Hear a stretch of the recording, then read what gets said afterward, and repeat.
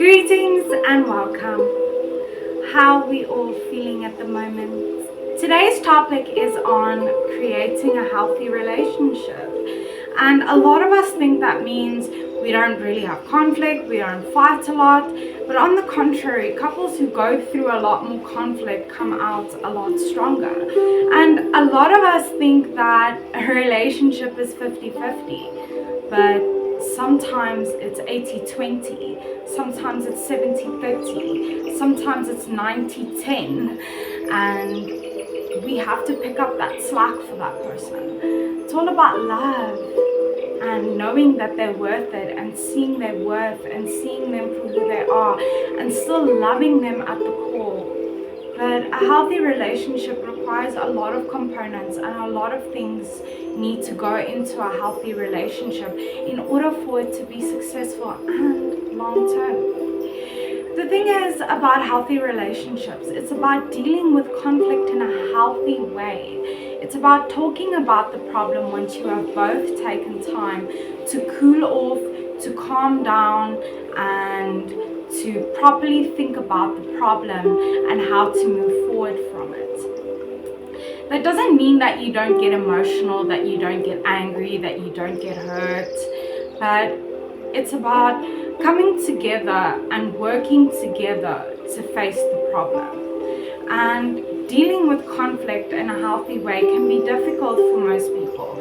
And if you are in a toxic relationship, you might find dealing with conflict to be incredibly difficult, because you're not able to relate to the other person and to see things from their model of the world. When it comes to a healthy relationship, it's all about practicing unconditional love. Loving no matter what. No matter who you are, no matter what you've been through, no matter your past, no matter your thoughts, no matter how you're struggling and the challenges that you're facing. It's all about loving that person fully and completely for who they are. And that's the amazing thing about unconditional love, is that it strengthens relationships. It makes you realize why you want to be together, why you want to stay together, what's so special and important about the relationship. And when you practice unconditional love, then it's easier to get through conflict. Well, maybe not easier, but you feel stronger together. And unconditional love is a high requirement in a healthy relationship. And this brings me to my next point, forgiveness. And forgiveness can be really difficult, especially if someone has done something that has been so extremely hurtful, that has crossed the line. But if you unconditionally love someone, you will always forgive them, because it's about working together to fix the problem, to find a way forward, and to always forgive each other no matter what. Because if you have a strong bond and a strong relationship, you won't go out of your way to hurt that other person. You will want to show that person unconditional love every single day. So forgiveness is extremely important in a healthy relationship, because we can't hold grudges against each other. Otherwise, how are we gonna grow and move on?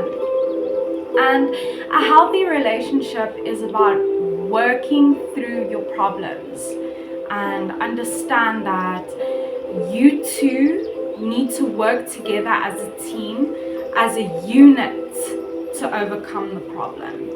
You two need to be each other's best ally when it comes to facing a problem.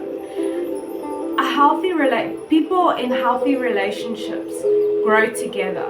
They work on their issues, their limitations, their challenges, not just individually, but in the relationship as well.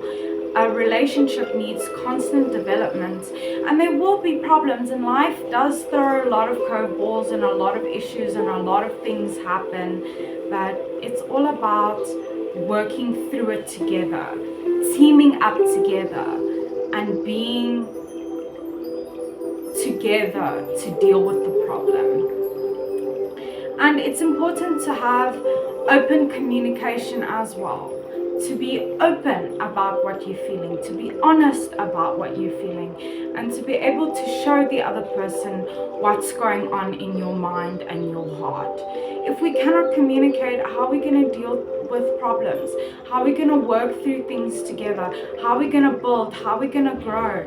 Open communication is so important for us to be able to work through our problems and to say what's on our minds and what's on our hearts and what we're feeling and what we're going through. Communication strengthens bonds as well, because we're able to understand each other better.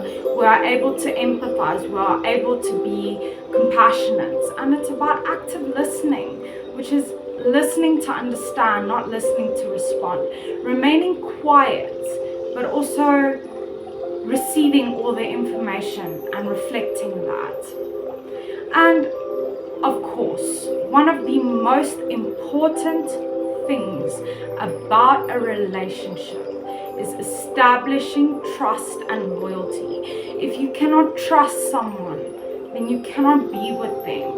If you cannot practice loyalty, then how can you feel safe with them? How can you feel good with them? How can you feel worthy of them? If someone keeps knocking your trust down constantly, that's going to make you wonder, do they actually unconditionally love me, or are they just using me? And trust is something that we have to form over a long period of time. And loyalty is not something we can communicate, but only something that we can put into practice and show. And it's about compromise and sacrifice, because sometimes we have to compromise, which means both of us give up something small, but we both benefit in the long run.